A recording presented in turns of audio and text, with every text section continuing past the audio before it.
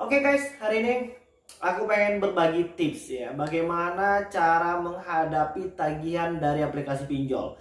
Jadi apa sih Bang yang hari ini harus kita lakukan ya ketika kita berhadapan dengan masalah aplikasi pinjaman uang online ini.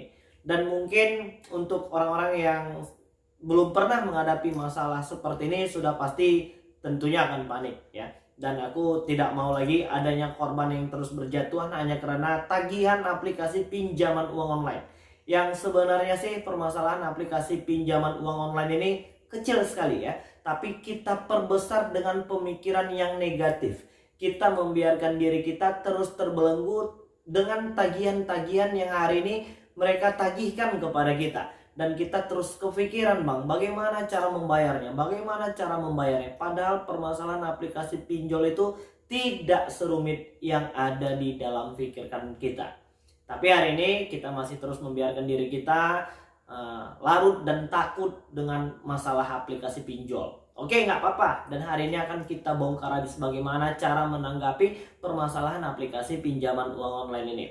Oke, siapa hari ini yang sedang mendapatkan teror atau mungkin intimidasi atau mungkin sedang panik untuk mencari dana talangan hanya untuk membayar cicilan dan mungkin perpanjangan dari aplikasi pinjol? Aku pengen mengingatkan untuk stop bayar dulu. Dan jangan lagi gali lubang tutup lubang. Permasalahan yang hari ini sudah ada sudah pasti membuat kita pening, sudah pasti membuat kita pusing, dan jangan ditambah lagi dengan cara gali lubang tutup lubang. Sudah cukup sampai dengan di situ dan jangan ditambahin lagi, ya kan? Nanti pasti tambah pusing. Jadi ketika kalian ya sedang diteror ya, atau mungkin sedang ditagih sama aplikasi pinjol, baik melalui via telepon, via WhatsApp, SMS dan lain sebagainya. Bahkan mungkin beberapa waktu yang lalu kita menemukan beberapa aplikasi pinjol ilegal itu meretas media-media sosial dari teman-teman yang mungkin hari ini belum mampu melakukan pembayaran. Ini sudah pasti ada sanksi hukumnya ya. Untuk abang-abang dan kakak-kakak yang bekerja di aplikasi-aplikasi pinjol ilegal ataupun mungkin di aplikasi yang legal OJK tapi melakukan cara-cara yang sudah melanggar hukum, aku pengen mengingatkan untuk segera tidak lagi melakukan itu. Sanksi hukumnya sudah jelas dan sudah tegas, dimulai dari Polda Metro Jaya kemarin ya.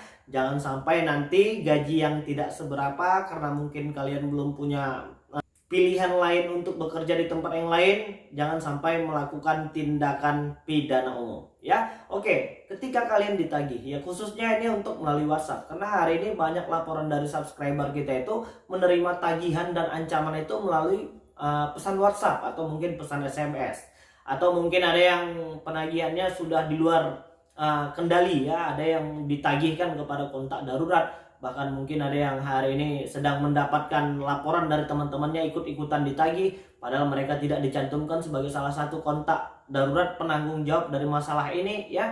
Jadi itu sudah salah ya. Dan untuk kalian yang hari ini sedang menghadapi masalah seperti ini, coba renungkan sejenak. Berpikirlah secara jernih dan secara positif. Hati yang tenang akan membuat kita bisa mengambil sebuah keputusan yang baik. Tapi kalau hati kita hari ini sedang gusar ya, sedang dilanda banyak pemikiran yang aneh-aneh, sudah pasti kita akan panik ya. Makanya di video-video sebelumnya pun aku sudah mengingatkan agar untuk tetap tenang terlebih dahulu, untuk tidak panik berlebihan dan tidak lagi menakut-nakuti diri kita sendiri. Yang hari ini sedang kalian permasalahkan itu yang menjadi masalah ketika kita membaca pesan tagihan mereka. Apalagi untuk yang ilegal ya, dengan bunyi dan bahasa yang sudah pasti menakutkan. Karena kita pikirkan, karena kita masih membiarkan diri kita untuk memikirkan isi pesan tersebut. Coba dibawa relax, enjoy aja. Toh hari ini kita tidak berhadap-hadapan langsung dengan tim debt collector aplikasi pinjol itu. Mereka hanya mengirimkan pesan. Mereka akan menakut-nakuti kalian melalui via telepon. Coba untuk tidak memikirkan hal itu. Dan gak usah dibaca sekalian apabila memang kalian gak kuat buat membaca pesan dari mereka. Ketika kalian bisa melakukan langkah pertama ini, maka kalian akan terbebas dari satu masalah yang hari ini sedang kalian hadapi. Maka orang-orang yang sedang panik akan menimbulkan pertanyaan baru. Bagaimana bang kalau seandainya mereka datang langsung ke rumah kita? Aku pengen mengingatkan dan ngasih tahu, untuk aplikasi pinjol ilegal sudah pasti tidak punya debt collector lapangan. Loh, mereka sudah mengirimkan share lokasi ya, share log. Mereka udah share log bang. Mereka berada di dekat dengan tempat tinggal kita. Coba cek gambar yang mereka kirimkan. Yang pertama mungkin saja bisa saja itu dari Google, atau mereka itu bisa searching di Google tempat-tempat yang berada dekat dengan alamat kita. Toh hari ini data-data kita sama mereka itu sudah lengkap. Mereka tinggal ya bekerja sedikit mencari tambahan untuk menakut-nakuti kalian. Mungkin dekat rumah kalian itu ada lokasi yang mungkin cukup familiar, atau mungkin sudah nggak jauh lagi dari alamat yang kalian kirimkan. Jadi nggak perlu panik. Jadi bagaimana bang kalau seandainya mereka beneran datang? Itu jauh lebih baik.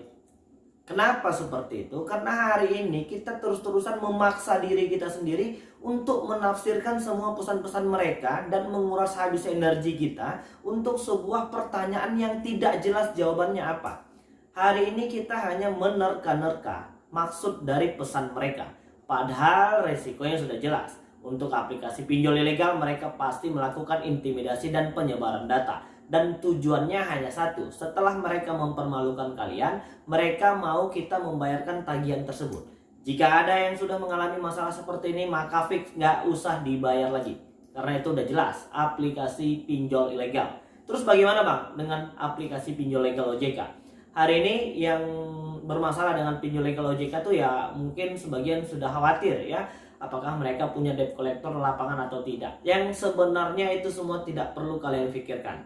Ketika kalian bisa bersikap tenang, kalian bisa bersikap jauh lebih positif, maka hal ini akan hilang secara sendirinya. Jadi bagaimana kalau seandainya mereka beneran datang? Itu jauh lebih baik ketimbang harus menebak-nebak, menerka-nerka dari semua pesan yang mereka kirimkan. Kalau kita ketemu langsung sama pihak debt collector lapangan aplikasi-aplikasi pinjol ini, maka kita mungkin ya bisa sedikit bersilaturahmi, atau mungkin kita bisa membicarakannya dengan baik-baik. Jadi itu sebenarnya jauh lebih baik. Dan yang perlu diperbaiki hari ini adalah cara kita berpikir dan menanggapi sebuah masalah. Kalau kita bisa sedikit lebih tenang, enjoy, ya kan? Mungkin ketika bertemu dengan pihak debt collector dari aplikasi pinjol ini jauh lebih enak, jauh lebih ringan ketimbang harus menebak-nebak apa yang akan terjadi. Dan kita terus-terusan menghabiskan waktu dan energi hanya untuk memikirkan sesuatu yang sebenarnya belum tentu pasti terjadi.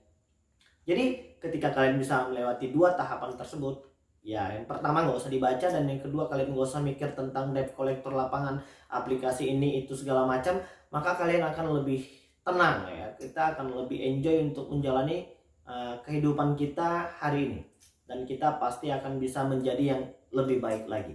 Oke ya, mudah-mudahan video-video yang tadi kita jelaskan bisa membakar kembali dan membangkitkan semangat kalian yang mungkin hari ini sedang padam. Untuk yang sedang berpikiran untuk berputus asa, ayo segera bangkit dan perbaiki kembali semuanya dari nol.